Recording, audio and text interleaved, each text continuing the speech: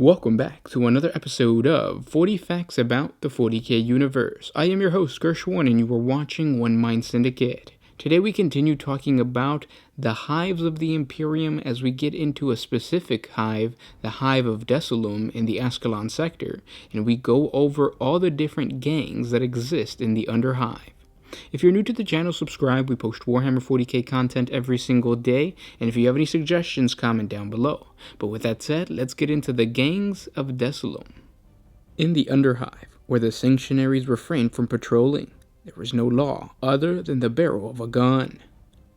Here the gangs rule, countless bands of deadly fighters who have carved out a territory in the depths of their own. Through brute force, vicious cleverness, and a ruthless willingness to do whatever is in need to survive, they have become a powerful force in the Hive, with dark legends that have spread even beyond the Desolum system. They are generally skilled urban fighters, and Imperial Guard imprisonment sweeps often target them for recruiting for new Oatsman Grenadier regiments. Should they ever truly unite behind a single goal or leader, the gangs could overrun the Hive in a day, the planet in a week. While they rule the lower reaches, those gangs seeking greater power seek the patronage of one of the greater houses of the consortium. And over the centuries, a reciprocal arrangement has been forged between factions that would appear to have little reason to peacefully coexist. Gang and house become linked, and turf or trade wars fought between gangs become proxy contests between the greater houses.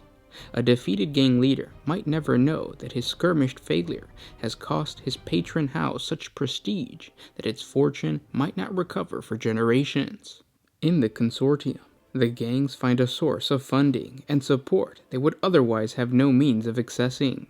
Bonded gangers are occasionally allowed into the main hive, where they find still more resources, as well as markets for stolen wares and archaeotech treasures from the dark.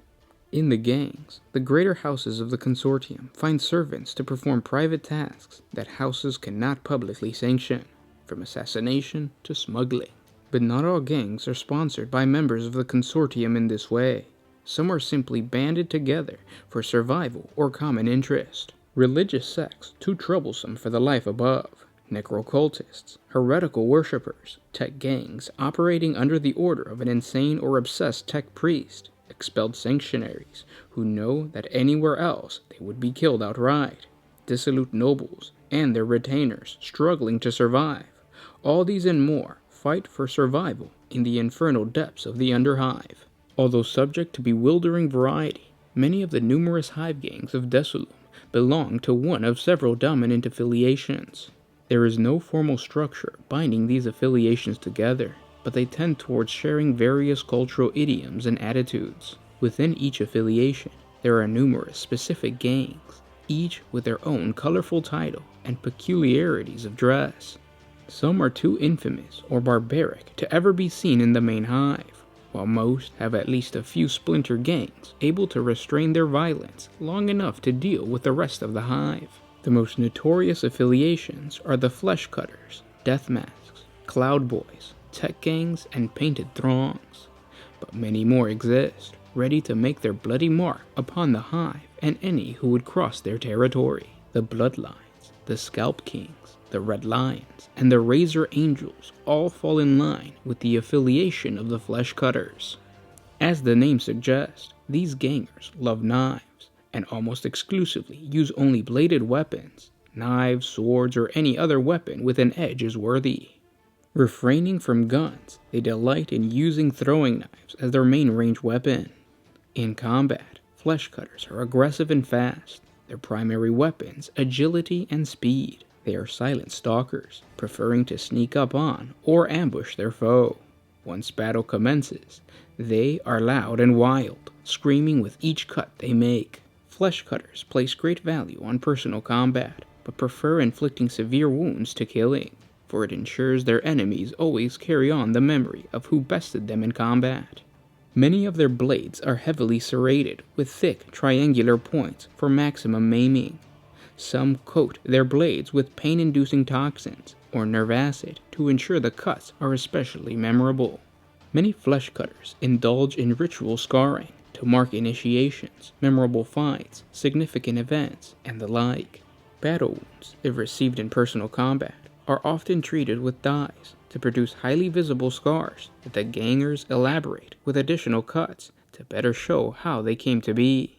As in all of the Hive Desalum's numerous gang factions, new recruits here must undergo a grueling initiation, in this case one of blade and blood. A long, slow, painful cut is made along one arm, which must at least run from the wrist to the elbow. Blood and bone dust from dead members is forced into the cut to make for an impressive scar and aids. Initiation scars that are long and unwavering indicate the recruit bore the ritual without tremor, a high mark for gang respect. Gang myth holds that the Flesh Cutters were founded by members of a group of off-world warriors who had come to the planet to quell a Hive uprising. In the stories passed down from Blade Master to Blade Master, this unit was accused of looting and was to be executed, but instead escaped into the depths of Desalum. Their skill with their much-beloved blades made them a powerful force in the lower reaches, and many other gangs took to copying their style. At some point soon after its creation, the group split as a still more violent faction, calling itself Flesh Maulers, took to using more extreme chain weapons. These gangers are even more violent and bloodthirsty than their forebearers, and use as a standard such weapons as chain swords and chain axes, many modifying with barbs and hooks to produce even more horrific lacerations. They also use smaller chain blades and huge chain glaives, the more maniacal, even wearing chain knuckles. Flesh cutter gangs are hyper-violent and often gather new recruits ejected from other gangs for being too vicious, eager to fight, and in the grip of a constant and unreasoning battle lust. Some gangs, without even knowing or realizing it, slowly fall to chaos as their lust for blood and pain grows too overpowering. Their scars subtly alter to resemble marks of corn or Slanesh, as their practice draws the blessing of the ruinous powers. The false faces, skinners, bone lovers, and deathskins all fall under the gang affiliation, Death Masks. The Death Masks are necrocultists who worship death in all of its many and varied forms. Each ganger crafts and wears a mask made from the skin face of his first victim, though some replace this with a new mask to mark an especially memorable death. Well-made masks, with few marks or stitches needed, are signs of high status, especially if the skin's original owner is recognizable. The rest of the Death Mask's grotesque clothing consists mostly of thick leather straps, studded with bone and metal, as well as loincloths of shaved skin. They wear totems of carved bone, jaws, and even fingers and ears. Skulls from cherished deaths or beloved relations are worn on belts and chains. Unlike most gangs, they do not venture into the main hive of Desalum. Many there believe them only as dark fables designed to frighten workers from abandoning their oaths.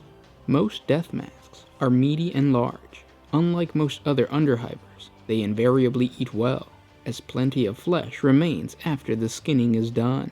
They slather fat and drippings across their bodies, making their skin rancid-smelling and foul. There are no female death masks, for their codes forbid anything that can produce life in the ranks. In combat, death mask gangers prefer to use oversized hammers and clubs, the better to bludgeon their foe to death.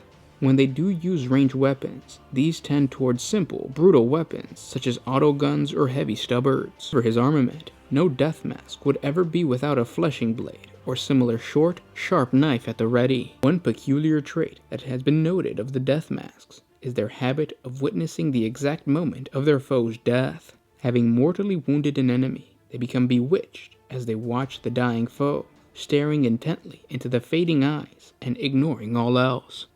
Outside of combat, they conduct elaborate rituals to celebrate when one of their own dies. Some claim these death rituals grant them increased power over the living, a disputed but worrisome matter given their already impressive deadliness. The dandy longlegs, baby faces, and style killers all belong to the gang affiliation, Cloudboys. Amongst the vicious gangs of Desalum, the Cloudboys stand out not only for their deadliness, but also for their cruelty. Their members are exclusively from the upper reaches. Most are young toughs from noble families, those not in the line of ascension, and constantly causing embarrassment to their houses. Some are banished to the lower levels, others leave on their own, eager to get away. Unlike almost everyone else in the hive, they have actually seen not only the sky, but looked down on the noxious clouds below them, just as they view almost everyone else in the hive. Ex-nobles from the upper reaches who are disgraced, ejected, or exiled lead several of these gangs, some escaping before execution or imprisonment into the Dusselum's Oatsman Grenadiers. Their rough yet stylish demeanor easily attracts those new to the lower hive areas, offering protection and the camaraderie of others from their social ranks. Others simply bring their retinues of followers along when they are forced to the lower underhive region. Once they've been encoded, these new gangs quickly carve out territory and control using the powerful weapons they brought with them. Cloudboy gangs are known for their extremes of style and depraved ferociousness. Their hair is worn in elaborate wedges and wild forms, fashioned using masses of static gel and glitter foam. Some gangs sport elaborate masks, while others wear obsidian shades that sheen with fluid patterns of changing colors, all to preserve their identity during their time below. Their clothing is also colorful but lethal, such as padded quilted vests laced with carapace scales, silken capes of monofiber flaxweave, and ornate gloves covering metal plating. Many sport elaborate coats, sharpened boots, patterned leggings, and ornate hats, all made of materials unheard of in these lower reaches. Debates over which fashions are indeed the most cutting edge often result in actual cutting, with all colors quickly turning red. Cloudboys delight in always using overtly gentle manners as they taunt their foes, relishing in their advanced vocabulary to belittle the scum around them before launching bloodthirsty assaults. It may seem these gangers treat their actions as a lark, but most are quite insane and view everyone else as lower beasts that exist only for their own amusement. Though their behavior may appear courtly, Cloudboys are sadistic psychopaths, amongst the most dangerous denizens even in the Underhive's deadly environment. The Ironmongers, Brassmen, Gear Lovers, and Cogworks all form the affiliation of tech gangs. Entranced with technology, these gangs worship the machine, with many having strong links to the agencies of the cult Mechanicus in the higher hive levels. Most members have poorly made and poorly installed bionics and other mechanical augmentations, not waiting for actual injury to require the artificial replacements.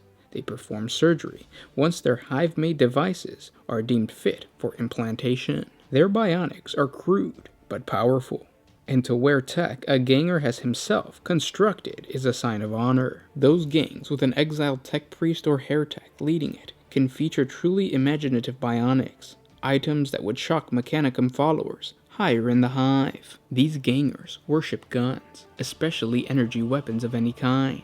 Rivals have gone to war just to capture a single plasma pistol. In combat, tech gangs often have greater firepower, but often not enough skill to use it properly. Many do better for themselves, repairing vehicles and other machines across the Underhive, becoming valued enough to protect against any enemy action. Some gangs include actual servitors, mostly captured in the Upper Hive raids. A few create their own from lobotomized members with implanted and experimental augmentations. These rarely live long. Their garb is heavy and industrial, but always cut away clothing to reveal their proud mechanical augmentations. Many sport bald heads and paint their skins with metallic paint, or even brush on molten metal, the better to bond with the machine. While few have working oath cogs anymore, they try to create their own inferior versions, more to mimic the mechanical style than to indicate actual oath data. Many tech gangs have extensive networks amongst the tech prospectors that thaw the sump lakes for archaeotech relics and xenotech, and if new discoveries happen, these gangs are often the first to know. Needle Boys, Painted Angels, Blood of Inks, Pretty Skins. These are all gangs affiliated with the Painted Throngs. A recent offshoot from the Flesh Cutters, the Painted Throngs grew to love flesh decoration above a mere sliced scar. Colorful inks were mixed into the cut flesh, evolving into elaborate tattoos that finally lead to one gang, the Painted Angels. They broke their ceremonial long knife and left their former brothers. Several other gangs followed suit. The new gangs sprang up until the Painted Throngs became a force of their own right. The Throngs view themselves as artists, and the skin their palette. Insanely defensive over their inkwork, they would eagerly call someone out for simply bumping into them, as it might damage newly finished skin art.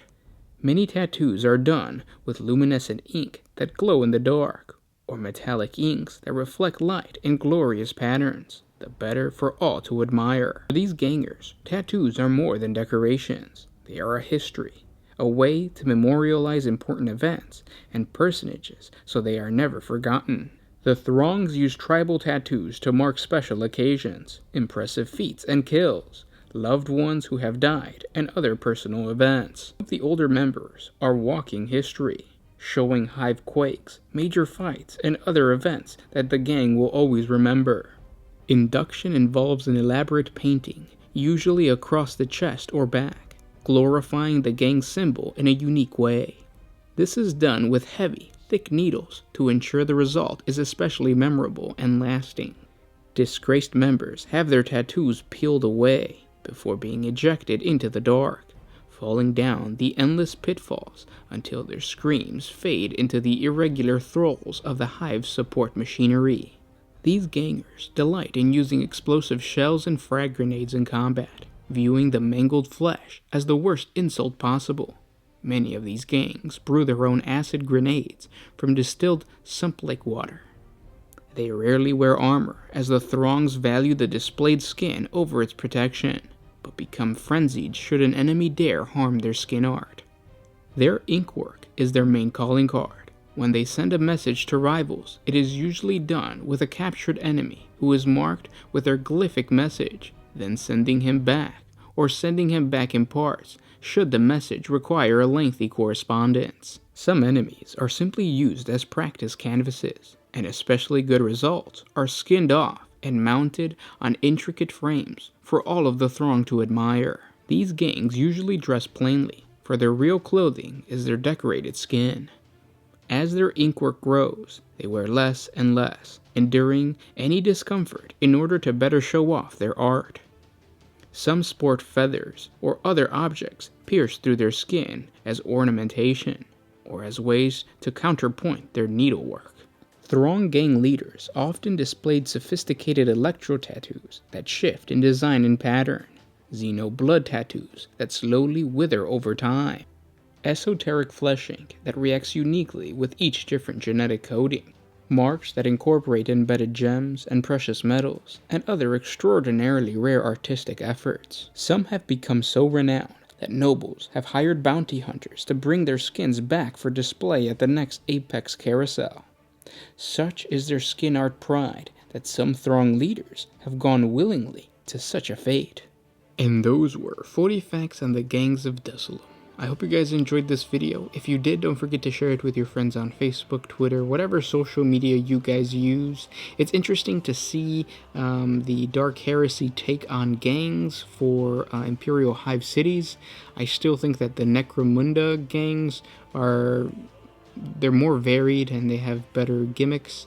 The gangs of Dusselum are pretty grim dark, don't get me wrong, like skinning your enemy and just like mutilating yourself in order to join the gang.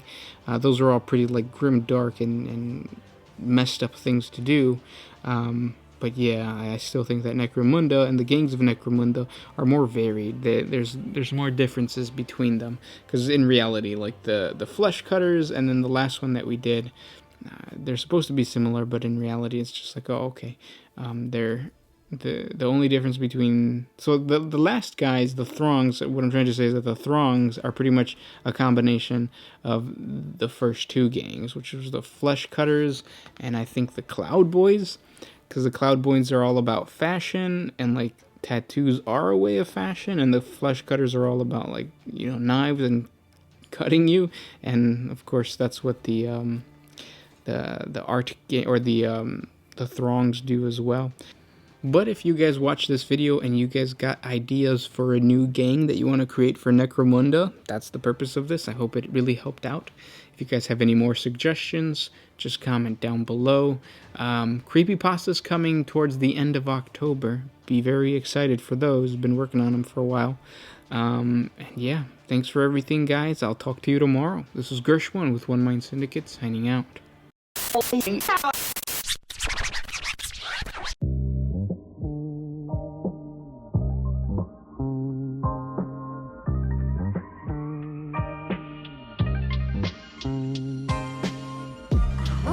used to put my freedom first in any situation.